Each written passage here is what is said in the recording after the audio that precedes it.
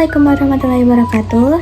Halo semuanya, perkenalkan saya Piti Susanti, NPM 202023011, Fakultas Ekonomi Prodi Akuntansi semester 5. Di sini saya akan membahas tugas pengauditan 1, yaitu berupa resume buku dengan judul Auditing Dasar Pemeriksaan Akuntansi. Buku ini saya ambil dari sumber bacaan online yang dijadikan referensi untuk mata kuliah pengauditan 1. Di dalam buku ini membahas tentang konsep dasar pemeriksaan akuntansi, mulai dari pengertian auditing, tujuan pemeriksaan audit, lalu jenis-jenis audit, hingga tahapan proses pemeriksaan laporan keuangan. Selamat menyaksikan. Melalui video presentasi ini, saya akan membahas buku yang saya rangkum dengan judul Auditing Dasar Pemeriksaan Akuntansi, karya Heri S.E. MSI.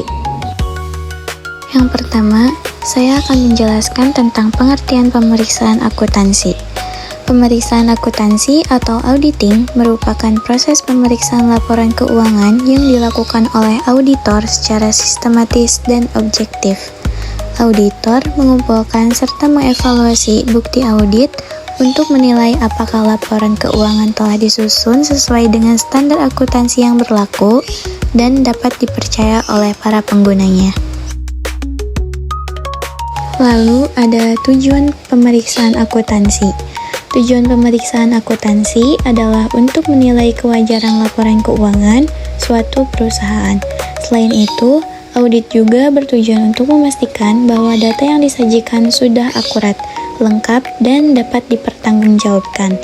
Melalui proses audit, auditor dapat mendeteksi kesalahan maupun kecurangan dan pada akhirnya memberikan opini audit atas laporan keuangan tersebut. Di dalam buku ini juga dijelaskan mengenai jenis-jenis audit. Yang pertama ada audit internal, dilakukan oleh pihak internal perusahaan dan berfungsi membantu manajemen dalam mengevaluasi pengendalian internal dan operasional perusahaan. Lalu yang kedua ada audit eksternal, dilakukan oleh auditor independen dari luar perusahaan untuk memberikan opini atas laporan keuangan. Sedangkan yang ketiga ada audit pemerintah, dilakukan oleh lembaga pemerintah untuk memastikan bahwa pengelolaan keuangan telah sesuai dengan peraturan yang berlaku. Pemeriksaan akuntansi memiliki beberapa tahapan penting, dimulai dari penerimaan dan perencanaan audit, di mana auditor menyusun strategi pemeriksaan.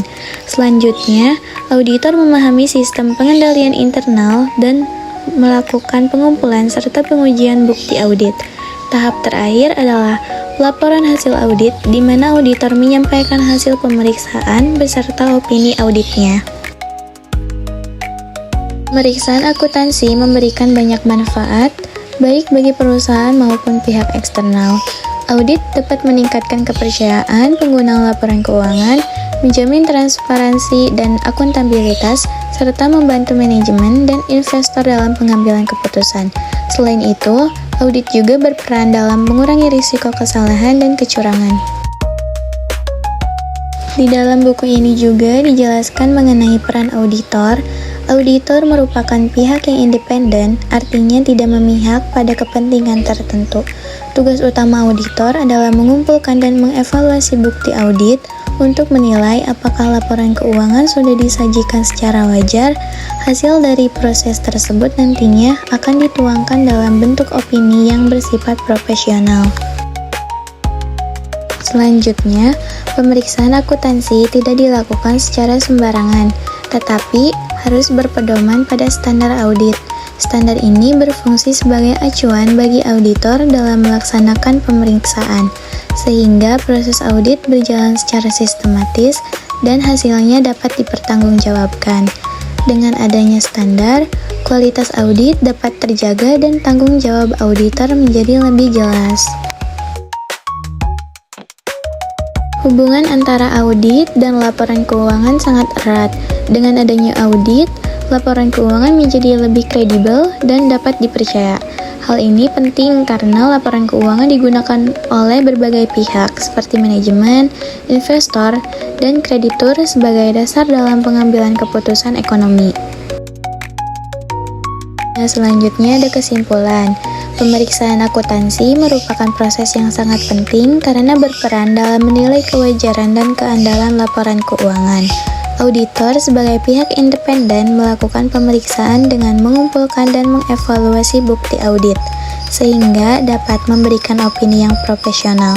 Dengan adanya audit, transparansi dan akuntabilitas perusahaan dapat meningkat, serta membantu para pengguna laporan keuangan dalam pengambilan keputusan. Melalui buku auditing dasar-dasar pemeriksaan akuntansi ini, saya memperoleh pemahaman yang lebih jelas mengenai dasar-dasar auditing yang relevan dengan mata kuliah pengauditan. Sekian presentasi dari saya.